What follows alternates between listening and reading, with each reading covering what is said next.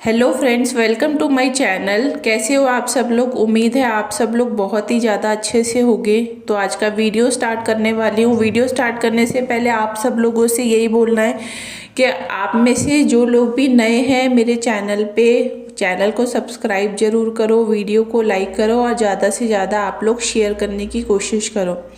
तो आप लोग को पता है कि कल थी 24 और कल प्रीतो और नन्नू की कोर्ट की जो भी डेट्स इन लोगों को मिलती है उसकी सुनवाई की कल डेट थी।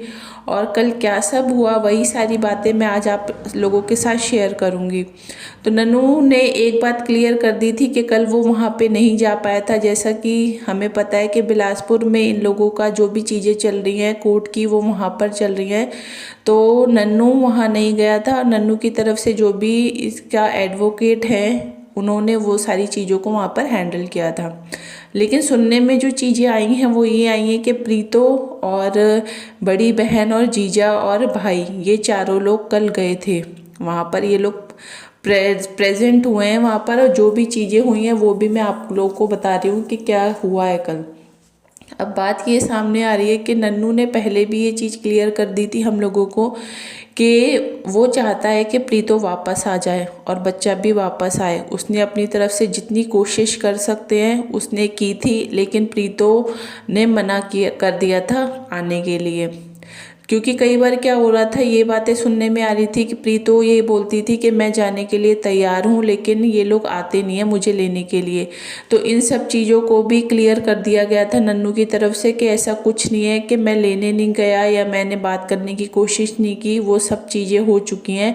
बट सामने से कोई भी रिस्पॉन्स नहीं आया, वो आना नहीं चाहती, सिर्फ लोगों की सिंपैथी गेन करने के लिए वो इस तरीके की बातें कर रही है कि मैं जाने के लिए तैयार हूँ लेकिन ये मुझे लेने के लिए नहीं आ रहे। उसके बाद से फिर इन लोगों की कोर्ट चीज़ें तो पहले से ही इन लोगों की चल रही थी, लेकिन फिर कोर्ट में जो इन लोगों का मामला पहुंचा है वो तभी पहुंचा है जब नन्नू की तरफ से भी ये बात क्लियर हो गई थी कि इस तरीके से चीज़ें नहीं चल पाएंगी। फिर इन लोगों की चीज़ें कोर्ट में गई हैं। अब बात क्या आ रही है कि नन्नू का कहना ये हो रहा है कि वो सिर्फ अपने बच्चे के लिए लड़ाई लड़ रहा है। अगर आप लोगों ने कल का व्लॉग देखा होगा तो उसमें भी वो काफ़ी ज़्यादा इमोशनल नज़र आ रहा था हम लोगों को। वो बोल रहा था कि लास्ट ईयर 24 की जो उसने वीडियो दिखाई थी वो दिखा रहा था कि वो लास्ट दिन था जब वो अपने बच्चे के साथ मिला था और उसने एक अच्छा क्वालिटी टाइम स्पेंड किया था बच्चे के साथ। आज पूरा कंप्लीट 1 साल हो गया है जिसमें उसने अपने बच्चे को ना तो देखा है ना ही बच्चे के साथ एक कोई भी अच्छा टाइम बिताया है।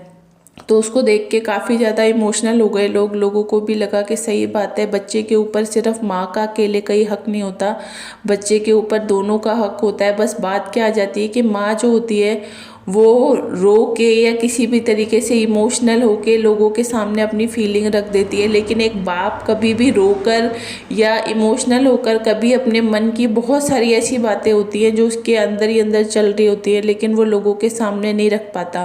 तो लोग कई बार उस चीज़ को एक नेगेटिव सेंस में भी ले लेते हैं। लोगों को कई बार ये भी लगने लगता है कि इसको अपने बच्चे से प्यार नहीं है।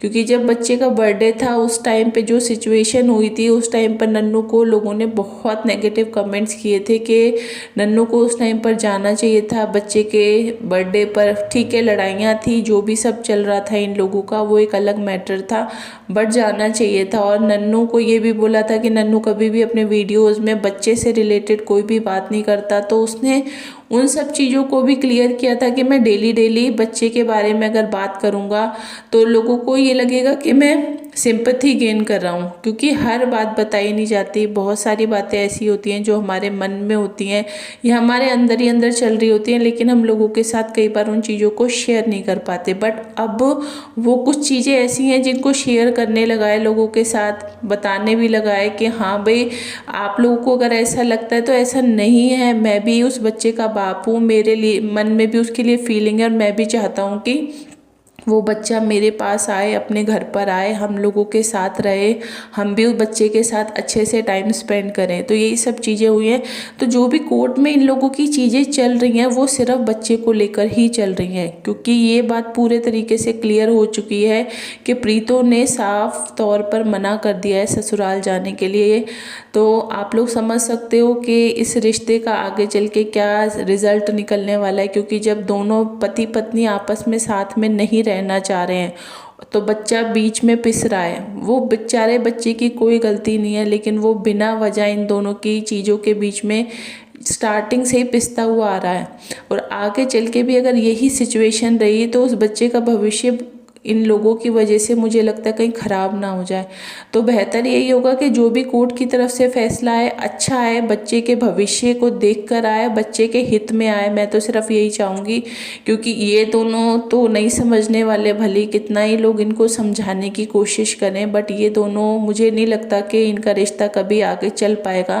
क्योंकि जिस तरीके से दोनों के अंदर एटीट्यूड है या ईगो कह लो, कुछ भी कह लो, दोनों झुकने का नाम नहीं लेते। नन्नू ने फिर भी अपनी तरफ से कई बार कोशिश की झुकने की, क्योंकि लोगों को पहले ऐसा लगता था कि नहीं, नन्नू नहीं चाहता कि प्रीतो वापस आए, बट उसने सोशल मीडिया पर आकर सब लोगों के सामने ये चीज़ को बोला। उसने अपनी गलती भी मानी थी उस टाइम पर, और सबके सामने ये बात भी बोली थी कि प्रीतो तुम घर पर आओ, लेकिन प्रीतो की तरफ से कोई रिस्पॉन्स नहीं मिला। प्रीतो क्योंकि जाना ही नहीं चाहती, उसको यहाँ पर रहने, मायके में रहने में ही मज़ा आता है। उसको अपनी बड़ी बहन, जीजा, ये लोग, बस यही सब लोग अच्छे लगते हैं। भले इन लोगों के वो ताने सुन लेगी, इन लोगों की उल्टी सीधी बातें वो सुन लेगी, सहन कर लेगी, तो भी इसको यहाँ पर मज़ा आता है।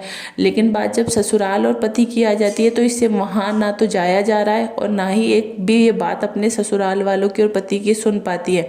तो आज चीज़ें इसको बहुत अच्छी लग रही है। इसको लग रहा है कि मेरे घर वाले मेरे सपोर्ट में हैं, सब लोग मेरा साथ दे रहे हैं। लेकिन आने वाले टाइम में ये गारंटी है इस बात की कि इसको बहुत ज़्यादा पछतावा होने वाला है, क्योंकि ये जो अभी का ये टाइम है ना, ये एक बहुत इम्पोर्टेंट टाइम है बच्चे के लिए। क्योंकि अभी वो नादान है, अभी उसको चीज़ों की समझ नहीं है, और ऐसे में उसको माँ और बाप दोनों के प्यार की ज़रूरत है। लेकिन प्रीतो है सेल्फिश, उसको सिर्फ अपना अपना देखना है। वो एक तरफ जो बोलती है वो बच्चे के लिए इतना सब कर रही है, ये चीज़ें हर माँ करती है। बच्चे को नहलाना धुलाना, खिलाना पिलाना, ये तो हर माँ करती है। लेकिन तुम अपने बच्चे के लिए एक्स्ट्रा क्या कर रही हो? अगर तुम एक्स्ट्रा कर रही होती तो तुम अपने बच्चे की खातिर आज अपने ससुराल में रह रही होती, अपने पति के साथ रह रही होती। हर हस्बैंड वाइफ के बीच में छोटी मोटी बातें होती हैं, तुम्हारे बीच में कुछ अनोखा या कुछ नया नहीं था। लेकिन हर पेरेंट्स जो होते हैं वो अपने बच्चों के बारे में सोच के कॉम्प्रोमाइज़ करते हैं, सोचते हैं चलो ठीक है, और अपनी आदतों को भी चेंज करने की कोशिश करते हैं।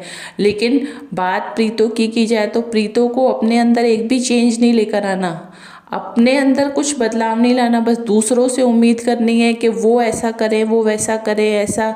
तो इनको आज बस घूमना फिरना, पैसा उड़ाना, शॉपिंग करना, बस यही सब चीज़ें समझ में आ रही हैं। इन चीज़ों के अलावा इन लोगों को कुछ नहीं दिख रहा। और प्रीतो तो पूरे तरीके से अपनी बहन वाली जो लाइफ है ना उसको जीना चाहती है, क्योंकि बहन के ऊपर कोई रेस्ट्रिक्शन नहीं है।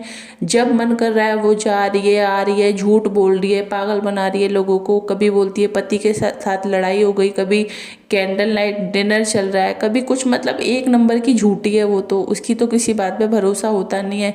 और उसके साथ रह रह के ये प्रीतो भी वैसी ही बनती जा रही है, ये भी झूठ बोलना सीख गई है। और इसको भी लगता है कि मैं क्यों ससुराल में रहूं, मैं क्यों ऐसी लाइफ जीऊं कि मुझे बाहर नहीं निकलने दिया जाता, ये सब। तो उसको बस यही है कि मुझे मेरी बहन जैसी लाइफ जीनी